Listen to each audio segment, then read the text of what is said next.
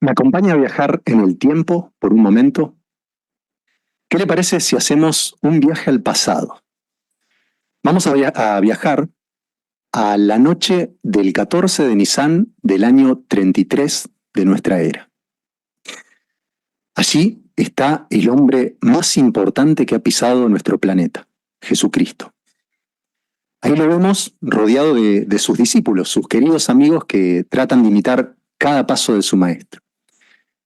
Y ahora vemos que Jesucristo le hace una oración a Dios pidiéndole que proteja a sus discípulos, ¿no?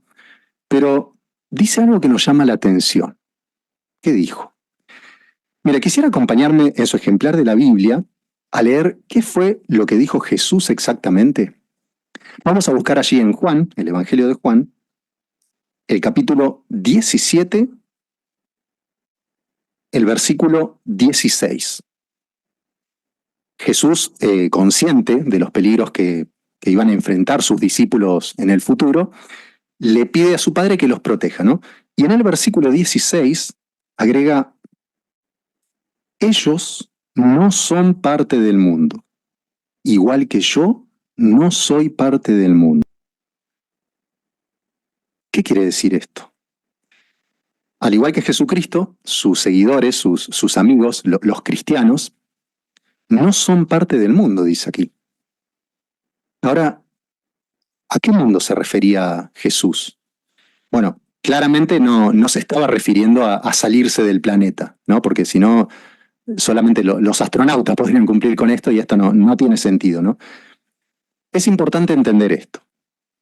Jesús se refería al conjunto de seres humanos alejados de Dios y dominados por un espíritu egoísta, orgulloso, ¿no? En este contexto, entonces, la palabra mundo se refiere al conjunto de personas que no sirven a Dios. Un ejemplo de este mundo es aquella sociedad humana injusta que vivió antes del diluvio, ¿no? Ese mundo, esa sociedad humana, se terminó con el diluvio, pero la humanidad en sí no se terminó, porque se conservó mediante Noé y su familia, ¿no? Los sobrevivientes del diluvio. Ahora, volviendo a este mundo del que habló Jesús, ¿qué sabemos sobre él? El apóstol Juan escribió en su primera carta que el mundo entero está bajo el poder del maligno, es decir, de Satanás, el diablo, ¿no? Claro, esto explica muchas cosas. Esa, por ejemplo, ya es una razón suficiente como para que Jesús le haya dicho a sus seguidores que se aparten de ese mundo, ¿no? Del sistema que maneja este ser maligno. Pero también sabemos algo más de este sistema al que se refería Jesús, por lo que el apóstol Pablo escribió en su carta a los Efesios. Allí, al comienzo del capítulo 2, habló del espíritu de este sistema y dijo que el gobernante de este sistema tiene autoridad sobre el aire. Es decir, que su maldad está impregnada en todos lados, principalmente en la mentalidad de la gente, en su forma de pensar. Claro, por eso, si Dios nos recomienda alejarnos de la inmoralidad sexual, del espiritismo, de la envidia, de las borracheras, de las fiestas descontroladas, ¿qué va a hacer este mundo? Justamente lo contrario. Va a intentar hacer que nos rebelemos contra las normas de Dios. Ahora, ¿usted se imagina vivir en un lugar donde la maldad sea tan común que parece sentirse en el aire que respiramos, en todo lo que escuchamos, en todo lo que vemos? Bueno, en ese lugar, en ese contexto, está viviendo usted hoy.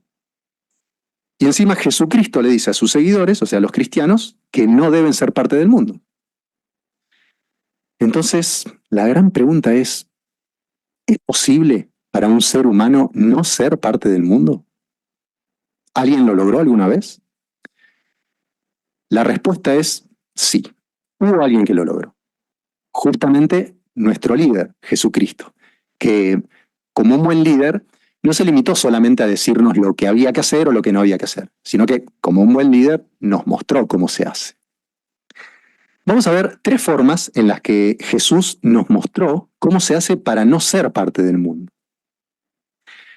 Comencemos por la primera.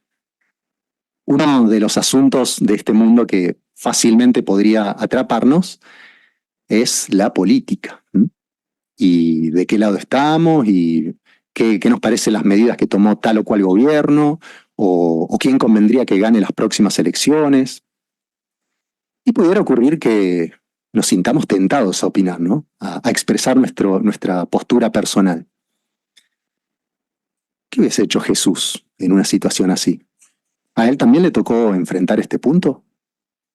Sí. Por ejemplo, en cierta ocasión quisieron atraparlo para hacerlo rey. Claro, imagínese un hombre con la capacidad de multiplicar alimentos, con una sabiduría superior al resto, que demostraba tener poder hasta para curar a los enfermos, pudo haber sido el político ideal, ¿no? Pero Jesús se negó a participar en la política, en los asuntos políticos de este mundo. No era ese su propósito. Es más, él siempre promovió otro gobierno, el reino de los cielos. Por eso cuando Jesús estaba siendo interrogado antes de su ejecución, dijo que ese reino no era parte de este mundo. Entonces, a los fieles seguidores de Jesucristo, aquellos que tratan de imitar cada paso de su maestro, y nunca los vamos a encontrar apoyando un partido político o un ideal político de este mundo, ¿no? Porque el cristiano, al igual que su líder Jesucristo, ya tomó su posición, ya decidió a qué gobierno va a apoyar. Al verdadero cristiano lo vamos a encontrar apoyando al reino de Dios. Pasemos al segundo obstáculo que nos pone este mundo y que debemos evitar, ¿no? El materialismo. Y aquí pueden surgirnos algunas preguntas, ¿no? Porque, claro, ¿acaso los seres humanos no fuimos creados de la materia? ¿No tenemos necesidades materiales, como comida, ropa, un hogar? Bueno, vamos a comenzar definiendo qué es el materialismo. Mire cómo define un diccionario al materialismo.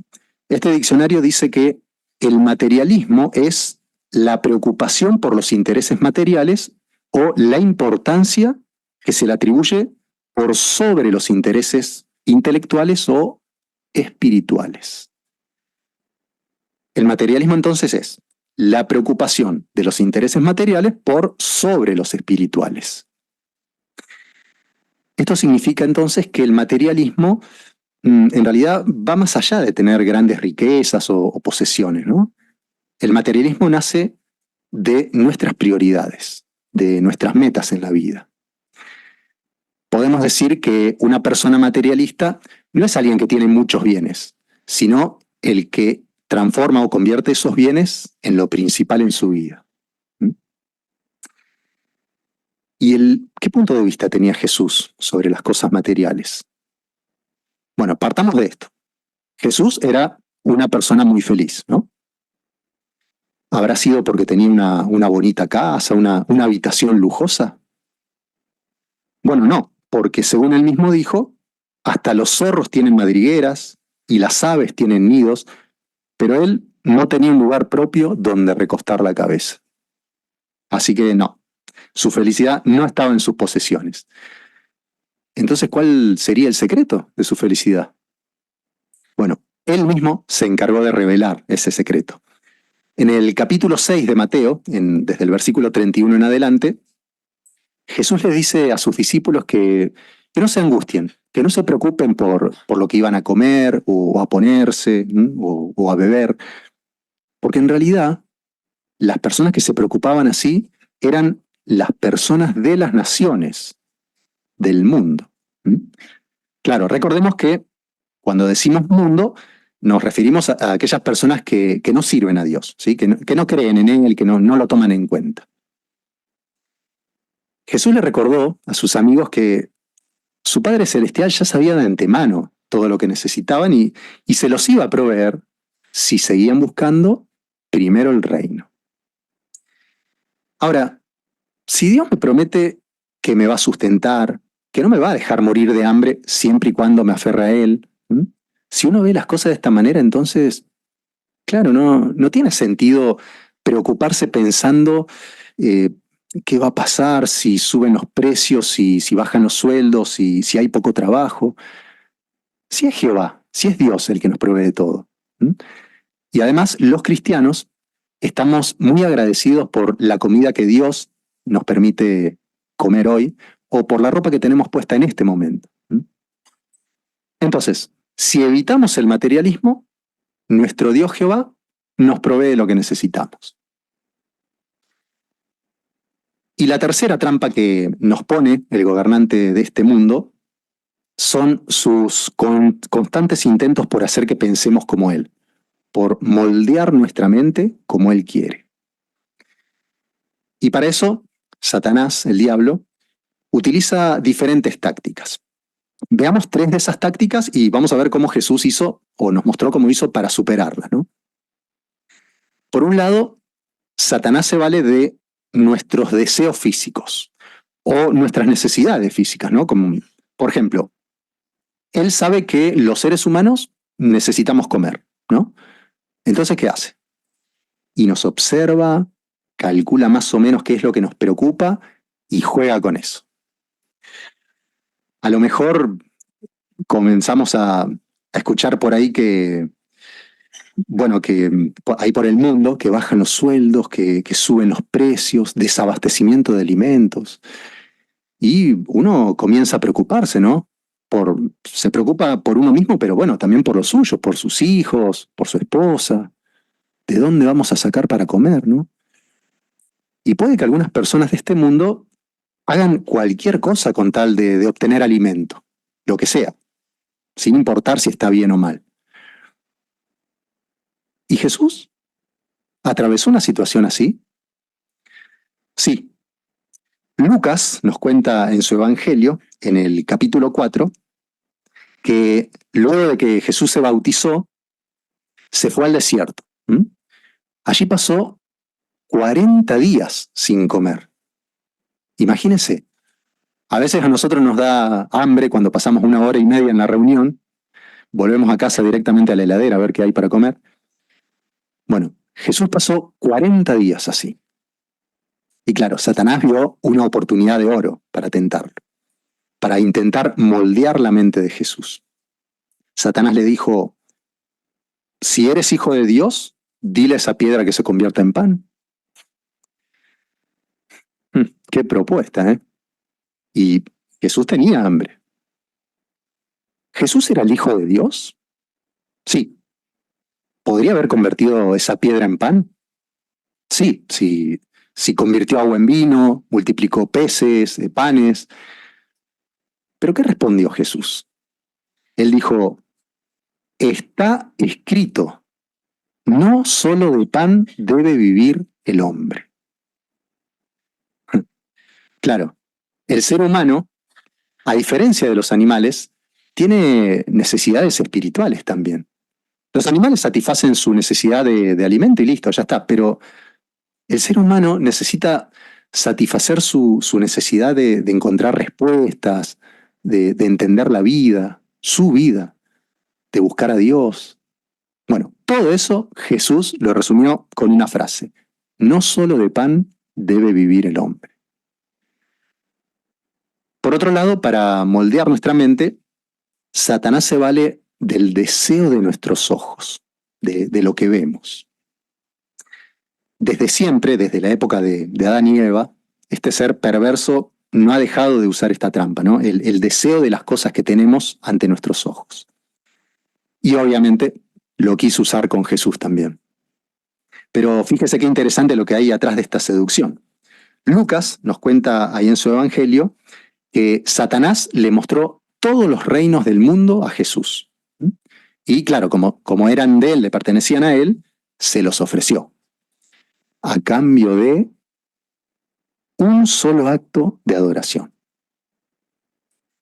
Claro, como sabía que con Jesús esto de ser sutil no iba a funcionar, esta vez fue más descarado y más directo. ¿Cómo respondió Jesús? Le recordó que estaba escrito, adora a Jehová tu Dios y sírvele solo a él. En otras palabras, estaba diciendo, no hay que ser egoísta y pensar solamente en uno mismo. Además, el mandamiento más importante es amar a Dios primero. Bueno, eso es algo que nosotros sabemos muy bien, pero no viene mal recordarlo de vez en cuando para meditar en eso, ¿no le parece? Y otra de las trampas que utiliza Satanás para moldear nuestra mente, para que pensemos como dicta su mundo, es nuestro deseo de ser aceptados. ¿Y por qué no? El deseo de captar la atención sobre nosotros mismos. Y sí, con Jesús también lo intentó. ¿Qué hizo? Llegó a Jesús a la parte más alta del templo y le dijo, si eres hijo de Dios, arrójate, total, tu Dios va a enviar unos ángeles para que te salven. Ahora, pensemos, ¿cómo cree usted que se hubiese sentido Dios si ve que su hijo le hace caso a Satanás, o sea, le hubiese obedecido a Satanás y se hubiese arrojado? Es decir, poner en riesgo su vida tontamente y encima por orden de Satanás. Pero bueno, ¿qué hizo Jesús? Simplemente le recordó que ya estaba dicho, no pongas a prueba a Jehová. Es como que dijo, yo adoro a Jehová, no tengo por qué estar escuchando una oferta de Satanás y mucho menos poniendo a prueba a Jehová, mi Dios, ¿sí? Que ya me ha demostrado quién es, ¿sí? Y lo que es capaz de hacer por mí. Ya me ha demostrado que me ama. Así que, no, gracias. No quiero la atención de Satanás y su mundo. Que toda la atención vaya a Jehová, a Dios. Como vimos, Satanás se comportó como uno de esos pescadores expertos, ¿no? que utilizan diferentes anzuelos para atrapar a sus presas, ¿no? Pero si pudimos notar, Jesús siempre respondió con un argumento. Está escrito, o ya se había dicho. Jesús solamente se estaba pegando a lo que ya estaba escrito, ¿sí? Y claro, Satanás, al ver que Jesús no caía en sus trampas, se fue. Entonces, si Jesús se apoyó en las Escrituras para resistir las tentaciones del diablo, con mayor razón deberíamos hacerlo nosotros, ¿no? El primer paso para rechazar a Satanás y evitar sus trampas es tomar la firme decisión de conocer las normas y las leyes de Jehová y intentar seguirlas fielmente, ¿no? Pero claro, hay algo que tenemos que saber. Si nosotros nos esforzamos por no ser parte del mundo y nos oponemos al mundo, y bueno, no esperemos que el mundo nos quiera, que nos ame. Jesús también le advirtió a sus seguidores, si el mundo los odia, ya saben que a mí me odió antes que ustedes. Si fueran parte del mundo, el mundo los amaría porque serían algo suyo. Pero como no son parte del mundo, sino que yo los he elegido de entre el mundo, por eso el mundo los odia. Y sí, tiene sentido, ¿no? Pero como un buen líder, ¿qué hizo Jesús? Y no nos dejó solamente con esa idea negativa. El mundo los odia y listo, ya está. No, sino que como un buen líder nos mostró qué hizo él. Vamos a leerlo en la Biblia. Mire, por favor, acompáñeme nuevamente al Evangelio de Juan, allí en el capítulo 16, el versículo 33. Juan, capítulo 16, versículo 33. Jesús, de una forma muy clara, dice allí en Juan 16, 33. Les he dicho estas cosas para que tengan paz por medio de mí. En el mundo van a tener sufrimientos, pero sean valientes, que yo he vencido al mundo. Estoy seguro que lo dijo Jesús a esto, ¿no? Y se lo dijo a sus amigos más cercanos, ¿no? A personas que lo conocían, que fueron testigos de lo que hizo, de sus milagros, ¿no? Que estuvieron al lado suyo. Es como si Jesús hubiese dicho, ¿vieron? La maldad que hay en el mundo no me convirtió en una persona amargada, ni tampoco le pagué al mundo con la misma moneda. Mi mente no fue moldeada por el mundo. Y ustedes también pueden evitar eso. Es como si Jesús le hubiese dicho a sus amigos, incluyéndolo a usted, ¿se dieron cuenta cómo hice para vencer al mundo? ¿Mm? Por ejemplo, el espíritu del mundo es orgulloso. ¿Y yo cómo era? Era humilde. ¿Mm? ¿O se acuerdan esa vez que se pusieron a discutir quién era el mayor, quién era el mejor? ¿Mm? Y que yo les dije que la gente del mundo se comporta así, no ustedes. ¿O se acuerdan cuando les lavé los pies? ¿Se acuerdan lo que les dije? Que hagan eso entre ustedes, que se sirvan entre ustedes. Jesús sabe que este mundo promueve el orgullo y que a nosotros también puede ser que se nos pegue esta idea del mundo de ser alguien en la vida, ¿no? Aunque para Jehová somos alguien y muy importante. Es como si Jesús nos dijera también, fíjense en el ejemplo de algunos de mis seguidores fieles. Fíjense en el apóstol Pablo, por ejemplo. Pudo haber tenido mucho prestigio, seguridad económica en este mundo, y sin embargo, él eligió vivir para Dios. ¿Mm? Él quería que toda la atención vaya para Dios. ¿Y nosotros? ¿También queremos que toda la atención vaya para Dios? Si es así, qué bueno, ¿no? Qué bueno que queramos que la admiración, que la fama, que toda la atención se la lleve el maravilloso Dios que tenemos, ¿no? Y que no deseemos esa fama para nosotros mismos, o para algún deportista, o para algún artista, ¿no? También podemos imaginarnos a Jesús diciéndonos, ¿se dieron cuenta de qué otra manera vencía el mundo? Venciendo el odio. ¿Ustedes me vieron alguna vez con alguna clase de prejuicio? No. ¿Me vieron odiando a alguna persona? No. ¿Mm? Al contrario, ¿se acuerdan cuando les di ese nuevo mandamiento? Que se amen unos a otros, que se demuestren amor como les demostré yo. Es más, ¿se acuerdan a quiénes más tenían que amar? A sus enemigos, a los que los odian, a ellos también. Así se vence el mundo también, venciendo el odio que hay en el mundo. Entonces, repasemos. ¿Cómo podemos vencer al mundo entonces? Venciendo el orgullo con humildad y venciendo el odio con amor. ¿Y falta algo más? Sí. ¿Qué le parece si lo buscamos en la Biblia? Vamos a ver lo que nos dice la primera carta de Juan en el capítulo 5, el versículo 4. Primera carta de Juan, capítulo 5, versículo 4. Además del amor y de la humildad, ¿qué otra cosa necesitamos para vencer al mundo? Primera carta de Juan, capítulo 5, el versículo 4 dice, porque todo el que ha nacido de Dios vence al mundo. Y esta es la victoria que ha vencido al mundo, nuestra fe. Nuestra fe. Tener fe es estar seguros de que Jesús ya está gobernando, ya ha tomado medidas como gobernante. ¿Mm? Y que tener fe también es estar seguro de que ese mundo hermoso que nos prometió nuestro Dios Jehová está ahí, está a muy poquito de que usted lo pueda disfrutar. ¿Mm? Y que a este mundo que nos causa tantos dolores no le queda nada. Tener fe es como decir, estoy tan seguro de todo esto que yo estoy dispuesto a vivir como Dios quiere y no como este mundo quiere. Yo quiero vivir eternamente en un paraíso aquí en la tierra, ¿sí? Con salud perfecta, con mis seres queridos. ¿De qué me sirve un ratito de fama en este mundo? ¿De qué me sirve invertir tanto en un mundo tan inestable?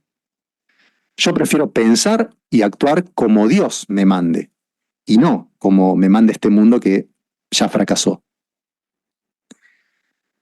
Aunque no sé si alguna vez le ha pasado, ¿se ha sentido cansado alguna vez? Cansado de remar contra la corriente de este mundo, de seguir demostrando amor ante tanta falta de amor, de seguir siendo humilde, apacible, aunque a pesar de las burlas y de la arrogancia, de seguir siendo una persona de fe, aunque también reciba burlas, críticas y a veces hasta persecución. ¿No está un poco cansado? Bueno, si usted está cansado, es lógico y es entendible. En definitiva, está remando contra la corriente del mundo de Satanás. Y Satanás no solamente quiere verlo a usted cansado. Si lo puede hundir, mejor para él. Y entonces, ¿qué nos espera? Para saber qué nos espera, acompáñeme otra vez y vamos a viajar en el tiempo, ¿sí? ¿Qué le parece si viajamos unos 2000 años hasta la actualidad? Bueno, ¿dónde estamos? Estamos en el año 2024, estamos acá en el Salón del Reino. Bueno, todavía seguimos viviendo en este sistema. ¿Y qué está pasando en este tiempo, en la actualidad? Bueno, nos ponemos a leer Juan 16:11 y allí encontramos una noticia de actualidad. El gobernante de este mundo ha sido juzgado. Satanás, el gobernante de este mundo, ya ha sido juzgado. Es así que es una noticia impactante. ¿Y cuáles son las perspectivas ante semejante noticia? Mire, acompáñenme ahora sí a buscar este último texto en su ejemplar de la Biblia.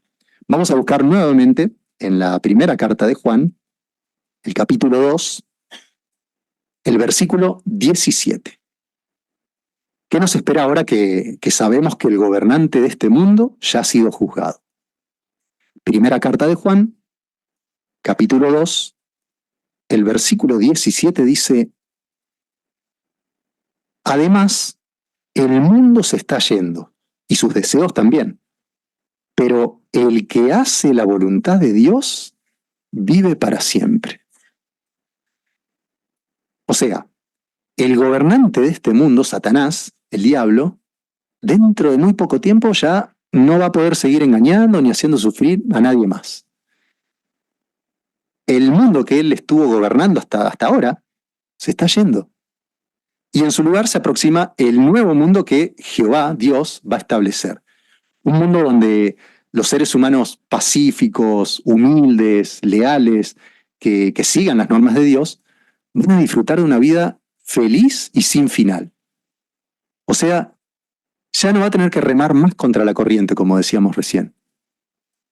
¿No le parece que tiene más sentido apoyar desde ahora a este nuevo mundo que ya se viene? Queridos hermanos y amigos, los problemas, los dolores, los esfuerzos que tuvimos que hacer para mantenernos íntegros, fieles, van a ser cosa del pasado cuando dentro de muy poquito, cuando Jehová Dios dentro de muy poquito haga realidad sus hermosas promesas. ¿Mm?